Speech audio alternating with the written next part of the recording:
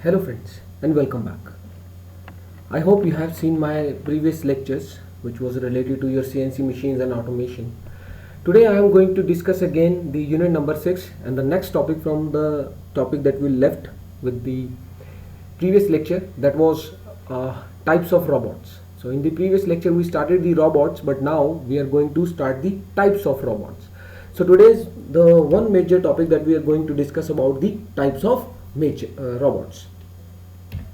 So there are three basic types of robots: pick and place, continuous path and sensory robot, and one which is application of all, that is called a SCARA robot.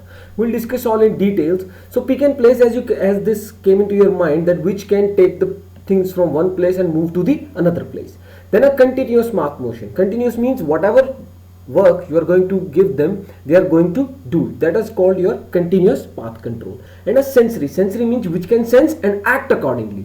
Continuous paths are those which are fed and they are doing work, but sensory, it is depending upon totally feedback. Whatever action is required, the sensory feedback robots would do it.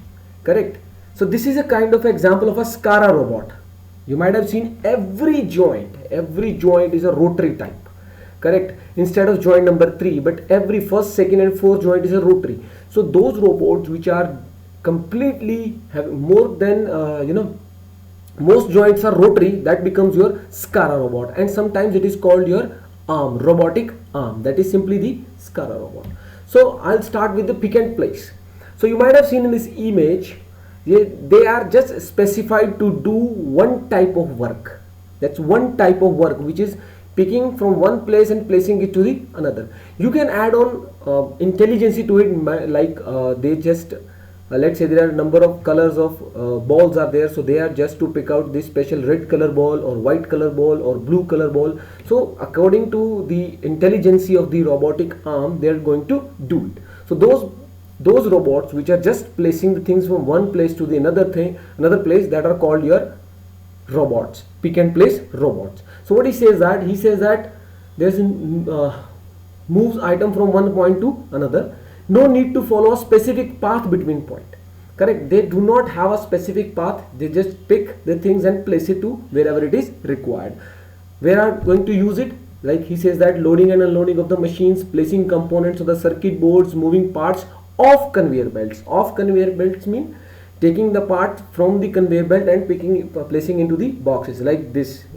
Just you have seen in the image, like this robotic arm is picking this packet of biscuits maybe, then placing into the container, the box. Correct? That is called your pick and place. Then the next is your continuous path motion. You might have seen this image anywhere else. This is a Fanuc robot for plastic welding application.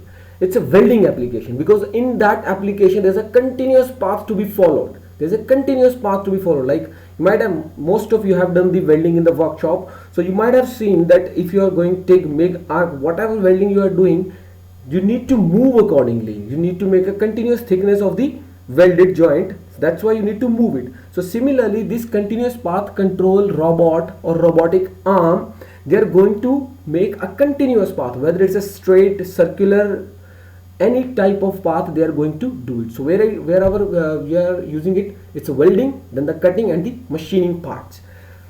Welding, there's one more application of this is painting. Yes, for the painting you can use this continuous path control because you need a continuous thickness of the paint over the body. Similarly, a continuous width means homogeneous width of the thickness of the welding on a joint. So we are using this kind of continuous path control robots.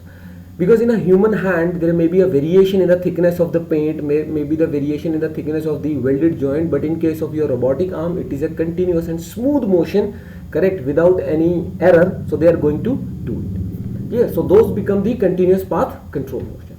Then there's a sensory robot. You might have seen this kind of animation in any movie series, in a TV series, you can say. And in this case, this robot is picking up the dirt as it sense.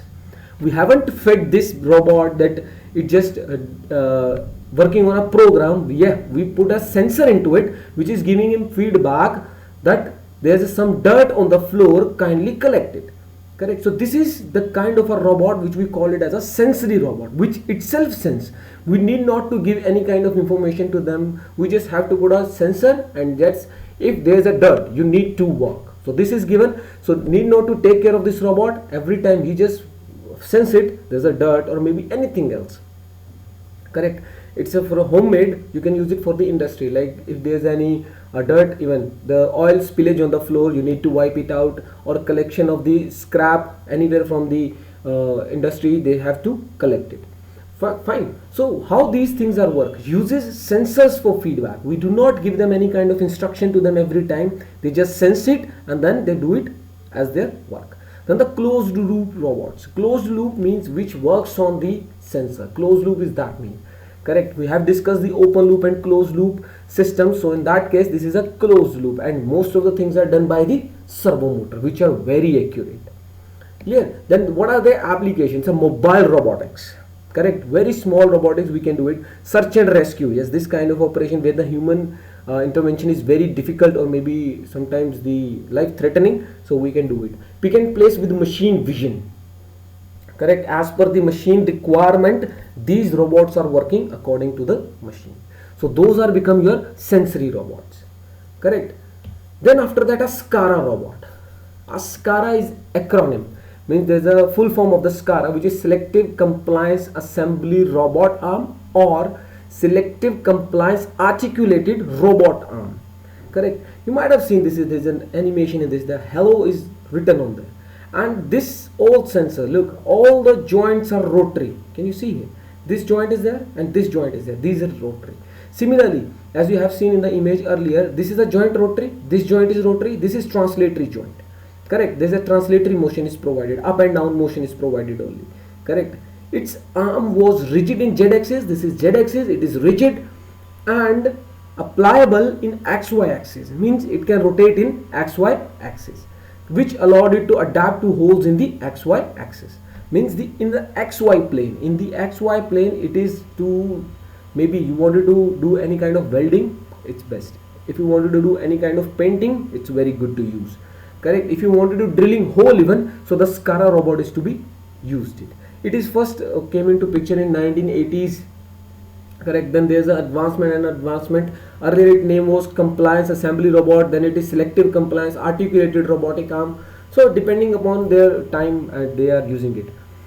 Clear? So this is the best robot that we have till now. Most of the robotic arm is made from this, the SCARA robot. They all called it as a SCARA robot.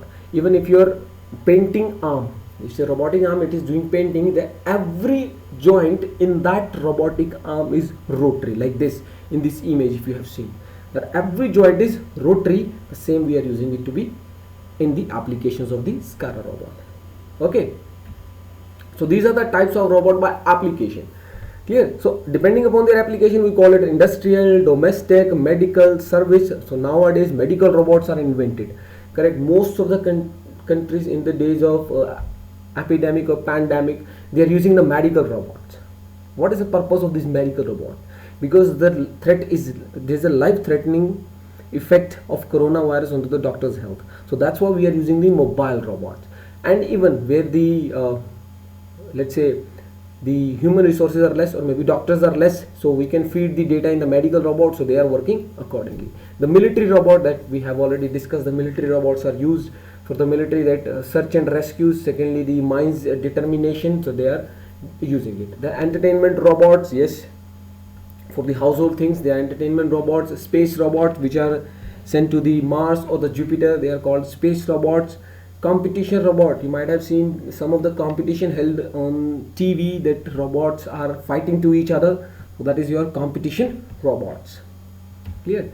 So these are the application, other applications. So now as the advancement or the automation is increasing, the robots are increasing everywhere. Even some banks are using the robots, they are using the bots for that.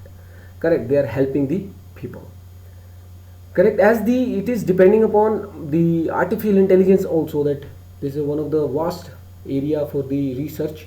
Correct. The artificial, you can say, intelligence is inseminated into the robots, and they are working very efficiently and like the humans are doing. Fine.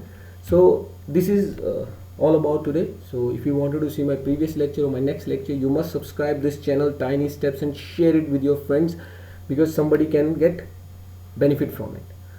Okay, thank you.